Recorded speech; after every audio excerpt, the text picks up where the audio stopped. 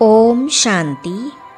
आदि रत्न इस पुस्तक में आज हम पढ़ेंगे आदि रत्न दादी ऑलराउंडर जी के लौकिक और अलौकिक जीवन की कहानी। तो चलिए आज हम इसे पढ़ते हैं। आप दादी गुलजार अर्थात हृदय मोहिनी दादी की लौकिक माँ थी। बहुत ही संपन्न परिवार से थी, पर सर्व भौतिक सुख सुविधाओं को त्याग कर अनेक लौकिक बंधनों को पार कर यज्ञ में समर्पित हुई। बाबा से प्रथम मिलन में आप बाबा की भ्रकुटी में चमकते सफ़ेद प्रकाश के गोले को देख आकर्षित हुई। जब हैदराबाद अर्थात सिंध में बाल भवन बना तो आपने अपने 9 वर्षीय लौकिक बच्ची शोभा अर्थात दादी हृदय मोहिनी को बाल भवन के छात्रावास में दाखिल करवा बाबा मम्मा की पालना में रखने का बहुत साहसी कदम उठाया। आप यज्ञ की हर छोटी बड़ी सेवा बड़े प्यार से करती थी। आवश्यक चीज़ों की खरीदारी के लिए भी बाबा ने आपको ही नियुक्त किया। आप हर क्षेत्र में बहुत अनुभवी थी, इसीलिए बाबा ने ही आपको ऑलराउंडर नाम दिया। आपका बहुत प्यारा शब्द था लाल। हर एक को लाल कहकर पुकारती और दिल्ली पांडव भवन में रहकर जोन इंचार्ज के रूप में अपनी सेवाएं देते 23 नवंबर 1993 में आप अव्यक्त वतनवासी बनी। आपकी छोटी बहन रुक्मिणी दादी अभी दिल्ली में रजौरी गार्डन सेवा केंद्र संभालती है। लगभग 30 वर्षों तक दादी ऑलराउंडर के साथ सेवा की साथी बनकर रही। पांडव भवन दिल्ली की प्रभारी ब्रह्मा कुमारी पुष्पा बहन उनके बारे में इस प्रकार सुनाती है। पहले दादी ऑलराउंडर रजौरी गार्डन सेंटर पर रहती थी, बाद में करोल बाग सेंटर पर आई। दादी हम सबको लाल लाल कहकर संबोधित करती थी। दादी अथक होकर हमेशा सेवा में तत्पर रहती थी। दादी में रूहानी पालना देने का बहुत गुण था। बाल्यकाल में 9-10 वर्ष की आयु में मैं अपने माता पिता के साथ बाबा से मिली, मम्मा को भी मिली, उनकी गोद भी प्राप्त की। माता पिता के साथ सेंटर में आते जाते दादी ऑलराउंडर के संपर्क में भी आई। हमारे परिवार की पालना अधिकतर बड़ी दीदी मनमोहिनी तथा दादी ऑलराउंडर के द्वारा ही हुई। दादी बहुत बहादुर थी। दादी सुनाती थी कि जब यज्ञ में मैं बाबा के साथ थी तब बाबा ने मुझे 17 ड्यूटी दी हुई थी। दादी बहुत बहादुर थी। बाबा ने दादी को बाहर की सेवाएं भी सौंपी हुई थी। दादी से भासना ऐसी आती थी कि वे केवल नारी ना होकर एक शक्तिशाली पुरुष है जो कोई भी कार्य करने में प्रवीण है। जब दादी सेवार्थ यज्ञ से बाहर जाने वाली थी तब बाबा ने क्लास में हाथ उठवाए कि दादी की सेवाओं की ड्यूटी लेने को कौन तैयार है। 2-3 भाइयों ने हाथ खड़े किए और बाबा ने दादी की सेवाओं को बांटा, जबकि दादी अकेली ही उन सब सेवाओं को संपन्न करती थी। दादी का नाम ऑलराउंडर ब्रह्मा बाबा ने इसलिए रखा था कि चाहे किसी भी प्रकार की सेवा हो, दादी उसे बहुत अच्छी तरह से पूरा करती थी।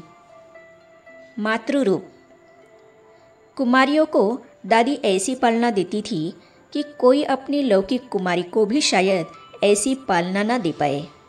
दादी कहती थी, यह बाबा का यज्ञ है, बाबा ही पालना देने वाला है।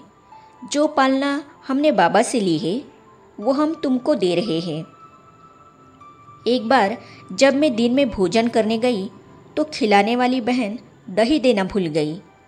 मेरा तो ध्यान नहीं था, पर दादी का ध्यान गया कि इस बहन की थाली में दही नहीं है। उन दिनों मैं नई नई समर्पित हुई थी। दादी ने अपने भोजन की थाली में से दही की कटोरी मुझे भेज दी। बाद में एक बहन द्वारा मुझे पता चला कि आज दादी ने दही नहीं खाया, अपनी कटोरी आपको भेज दी। मैंने सुना तो दिल एकदम पिघल गया। सब्जी अनाज की खरीदारी, नए सेवा स्थान के लिए जगह देखना, किसी से विशेष मिलना, पहरा देना, भंडारे में भोजन बनाना, टोली बनाना, अनाज साफ करवाना, सब्जी कटवानी, भोजन खिलाना आदि अनेक प्रकार की सेवाओं की जिम्मेवारी दादी पर थी। जब कोई विशेष नाश्ता बनता था तो अपने हाथों से सबको खिलाती थी ताकि सबको बराबर मिले और सभी संतुष्ट रहे। इस प्रकार उनका बहुत ही प्यारा मातृरूप नजर आता था।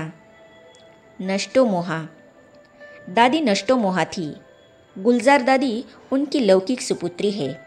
दोनों साथ साथ रहे पांडव भवन में, लेकिन हमें कभी भी ऐसा आभास नहीं होता था कि गुलजार दादी इनकी लौकिक सुपुत्री है, और ही हमको वह आभास होता था कि हम कुमारियाँ ही इनकी लौकिक अलौकिक बच्चियाँ हैं, क्योंकि हम सबका इतना ध्यान रखती थी।